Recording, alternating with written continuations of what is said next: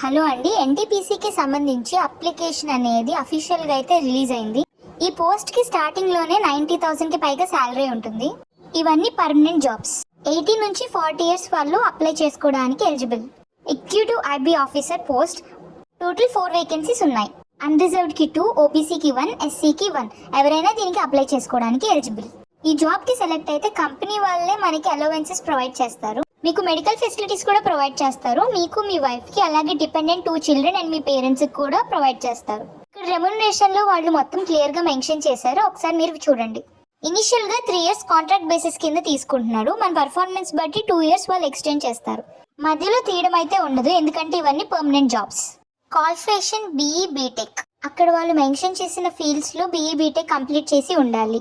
అలాగే minimum 4 years of experience కూడా ఉండాలి. అప్లై చేసే వాళ్ళ కండిషన్స్ ఏంటంటే అప్లై చేసే వాళ్ళు ఖచ్చితంగా ఇండియన్ అయి ఉండాలి. అలాగే మన certificates recognised universities and institutions నుంచి వచ్చినవి అయి ఉండాలి. అలాగే మినిమం క్వాలిఫైయింగ్ మార్క్స్ అయి ఉండాలి. వన్స్ ఫామ్ ఫిల్ చేసి సేవ్ చేశాక మళ్ళీ వాటిని ఎడిట్ చేసుకోవడానికి పాసిబిలిటీ ఉండదు.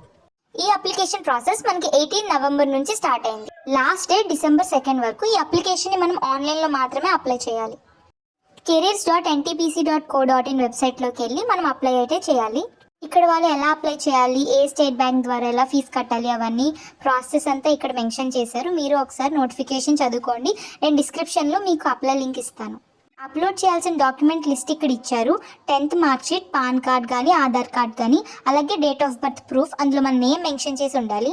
అలాగే బీటెక్ డిగ్రీ యొక్క ఫైనల్ సర్టిఫికేట్ కూడా అప్లోడ్ చేయాలి. ఇక్కడ వాళ్ళు ఇచ్చిన లిస్ట్ ఆఫ్ డాక్యుమెంట్స్ అన్నీ చూసి అందరూ అప్లై చేయండి. All the best.